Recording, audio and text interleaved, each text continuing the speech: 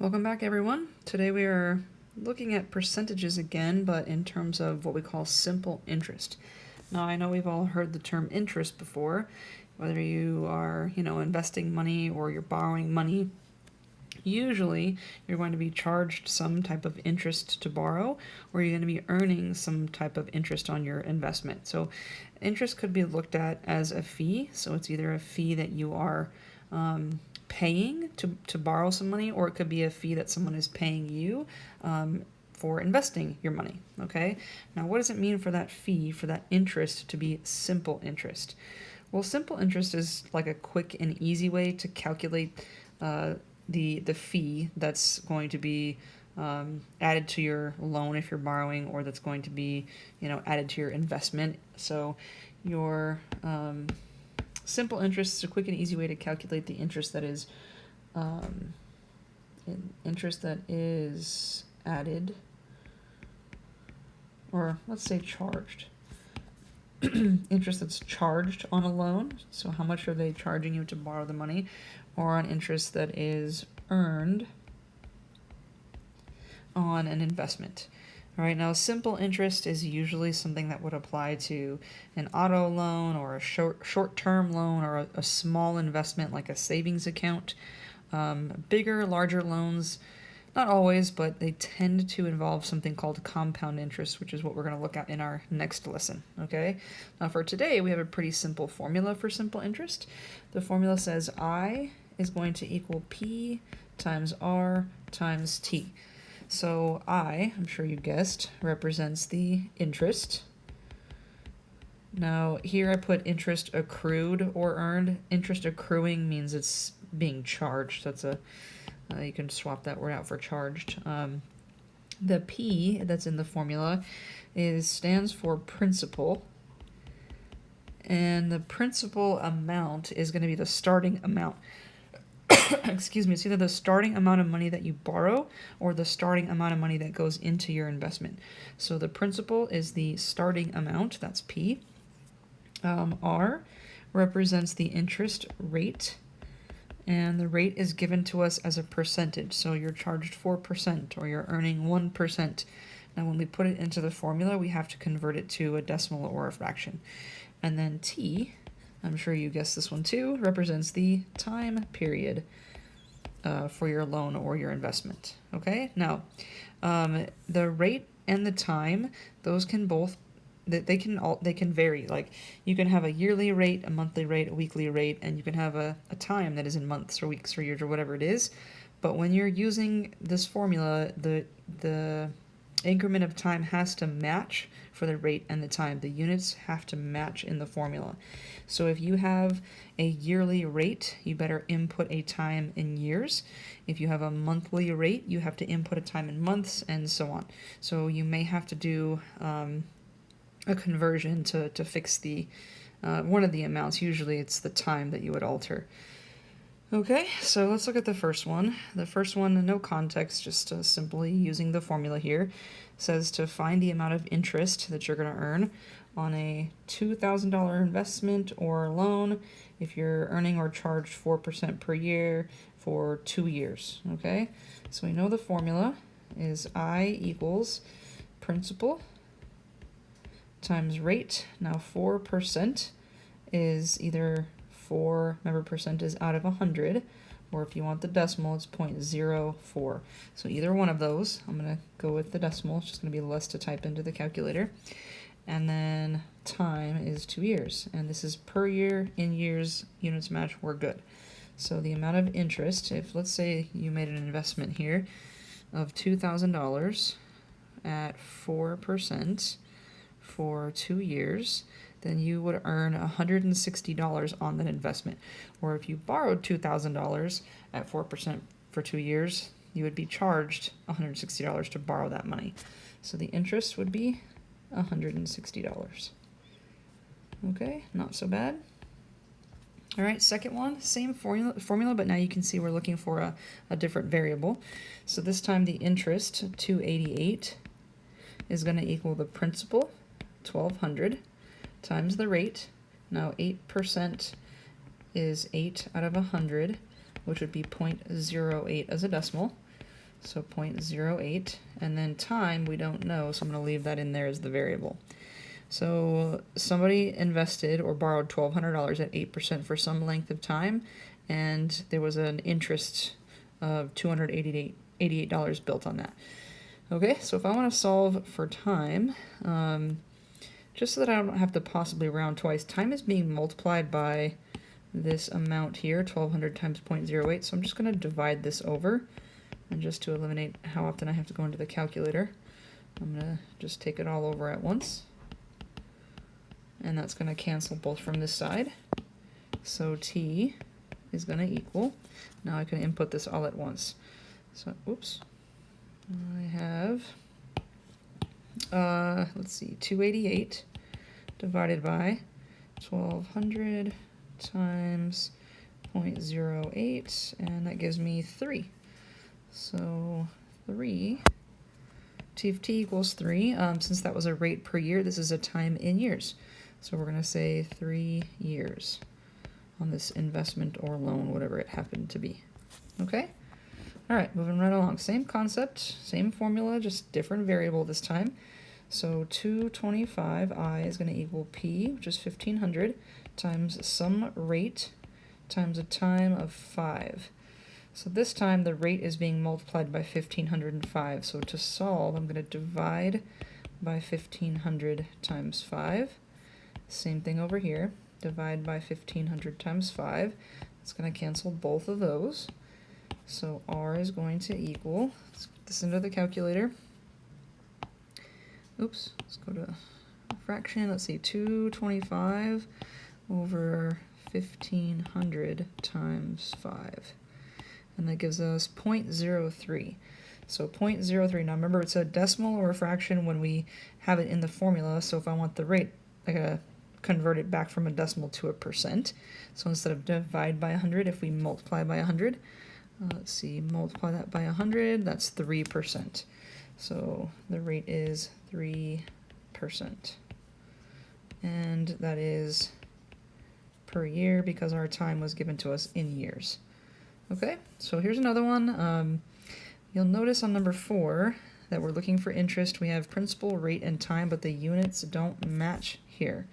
If I have a rate per year, then what I want is a time that's also in years. So I have to convert months to years.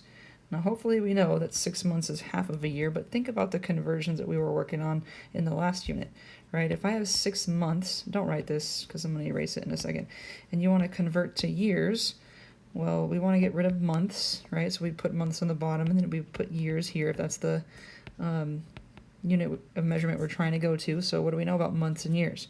Well, there are 12 months in 1 year. So basically, 1 times 6 is 6, right? And then 1 times 12 is 12. So it's 6/12 of a month cancel, and that would be years. And that should make sense, right? 6 months is half of a year. 6 over 12 reduces to a half. All right, so it's really the same stuff we were doing, but I'm hoping that we know that 6 months is half of a year. So we could say 0.5 or half years here. All right, so our interest, I, is going to equal our principal, 500, times our rate.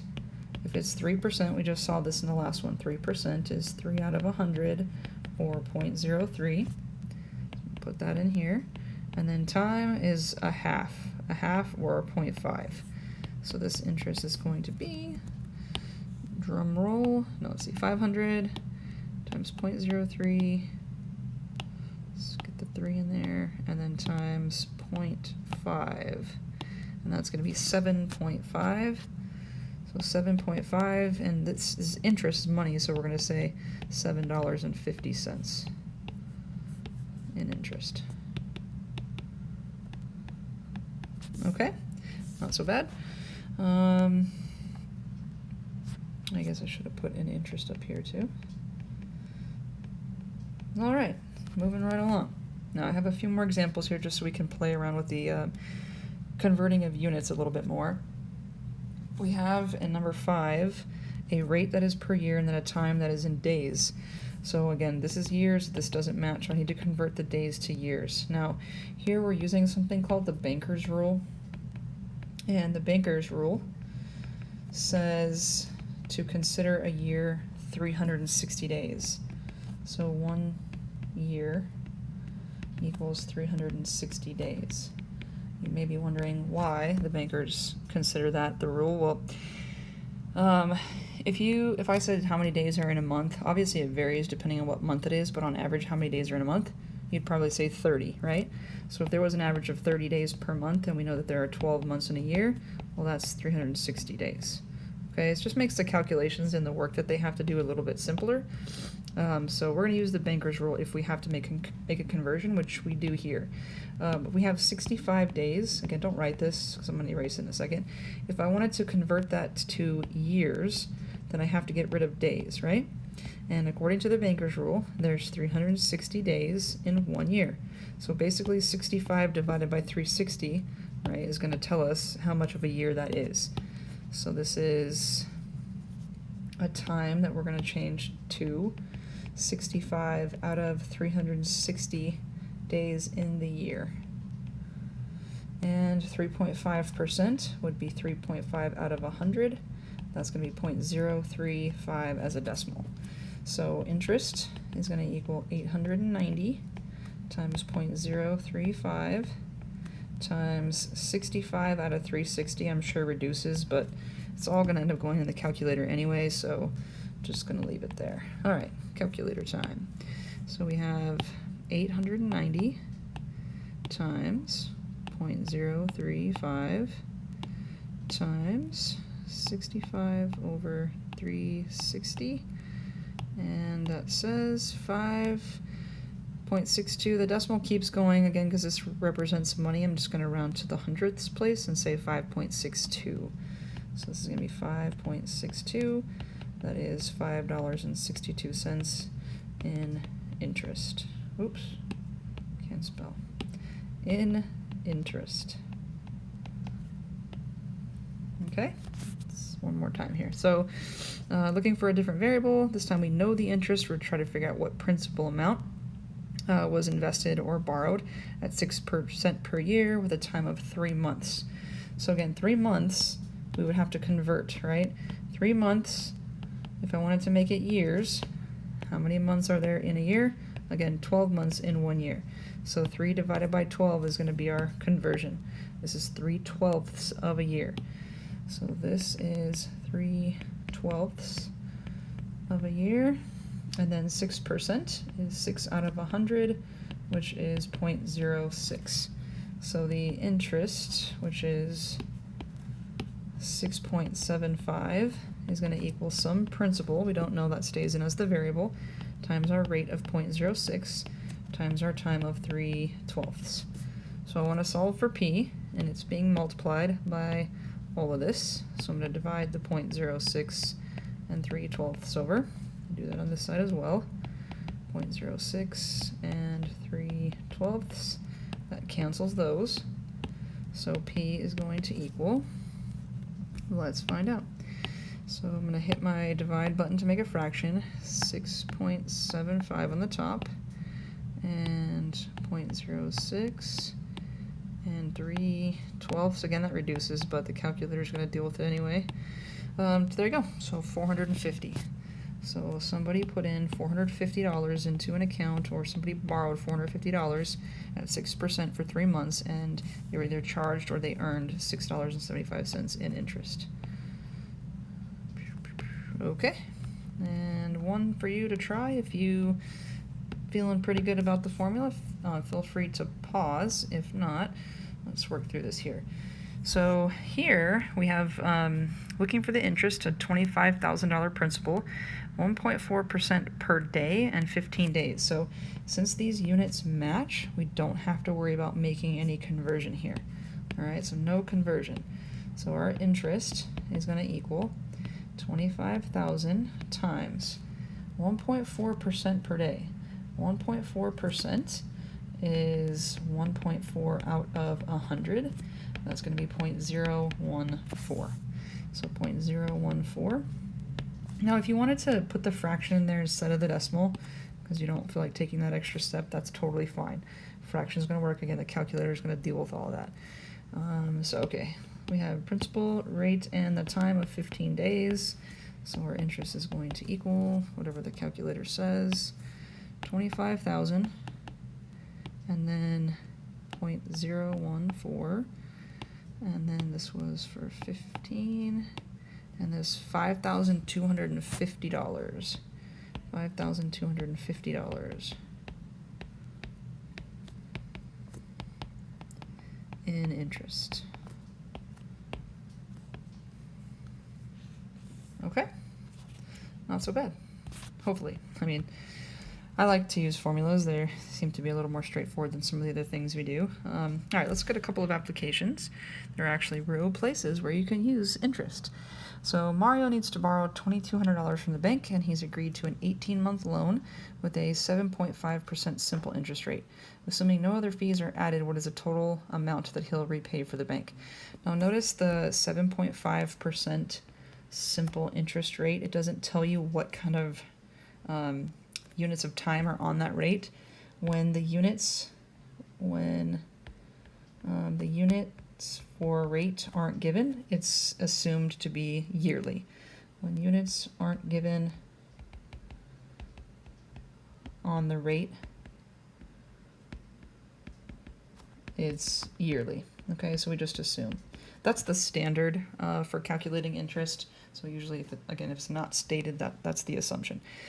So Mario needs to borrow $2,200. That's the original amount that he's going to start with there. So we know that P is 2,200. It's an 18-month loan. So we know the time is 18 months. And then it's a 7.5% simple interest rate. So we know our rate is 7.5% per year. And assuming there's no other fees, what's the total amount that he'll have to repay? So the total amount that he'll have to repay is our question. Okay, now right now we can find the interest, okay, using principal times rate times time. So we have to convert something here. We have a rate per year and a time that's in months. So this is 18. If we were to convert, we would divide by 12 to make it years. Or if you knew that 18 months was 1.5 years, totally okay to do that. So we have interest. That's going to be our principal times our rate. 7.5% is 7.5 out of 100, which is 0.075. And that's multiplied by our time, which we said was going to be 18/12. So we have an interest of, let's see, 2,200 times the rate was 0.075 times our time was 18 months out of 12 in a year, and that gives us $247.50. $247.50. Okay, now is that the answer to our question? We got to be really careful. The total amount that he's going to repay the bank is not $247.50. He's going to have to pay back the $2,200 that he borrowed plus the $247.50 in interest. So the total is the principal plus the interest. So in this case, he's paying back $2,200 plus a $247.50 fee. So this total is going to be, let me just add 2,200 to this, and $2,447.50.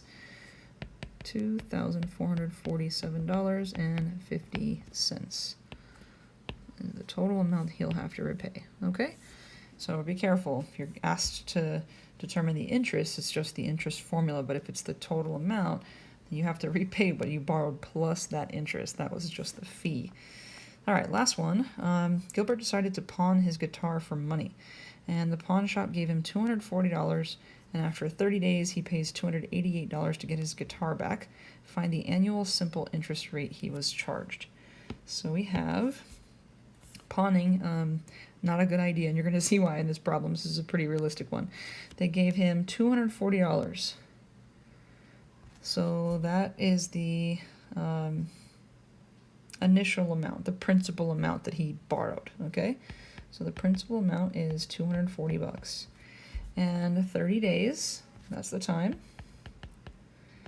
And after 30 days, he pays back 288, which we'll use in a second. We are trying to find the simple interest. So if we're trying to find the simple interest, that means that the simple interest rate, that means the rate is our question, right? That means they had to somewhere tell us. There's only 4 variables in our formula. We can't have question marks for 2 of them. Okay, if they're asking for the rate, that means they had to have given us the interest. Now, if he borrows $240, but he has to pay back $288, if he had to borrow $240, but he had to pay back $288, that means there's a $48 difference there. That is the interest. So the interest here is the $288 that he paid back minus the $240 that he borrowed. So $48 in interest. Okay, so 48 has to equal I equals PRT, right? 48 has to equal 240 times some rate times our time. Oh, let's be careful here. This was 30 days. And since we're looking for an annual, a yearly simple interest rate, this is 30 days out of 360 days for the year. So we're going to go 30 out of 360, again, banker's rule. So R is being multiplied by 240 and that fraction. Let's divide over 240 and that fraction. Do that here too. 240, whoops, and fraction. 30 over 360. That's going to make it cancel, cancel. So we're going to have R equal to, let's see, we've got 48 over 240 times 30 over 360 and 2.4. So 2.4 here. That's not 2.4%. Remember, in the formula, it's a decimal. So we have to take it and make that decimal a percent by multiplying by 100. If we multiply by 100, that's 240%. That's 240%. That is a ridiculous interest rate, okay? And that's probably pretty typical for a pawn shop. Now, it's not horrible in Gilbert's case here, since he only borrowed money for 30 days. I mean, a $48 fee is not so bad, but imagine if at the end of the 30 days he didn't have the money to pay back. If he left his guitar in the pawn shop for, let's say, a year, he's going to pay a ridiculous amount to have borrowed that money. Okay, so if you're thinking about a pawn shop, not wise, they're going to charge you a ridiculous rate. If you really need money for something, try saving for it, okay? I know, easier said than done, but hopefully you're not that desperate for $240 that you have to pawn something off. I know desperate times, call for desperate measures, but if you can avoid a pawn shop, I would say do it. All right, that is it for today. Tomorrow, well, not tomorrow,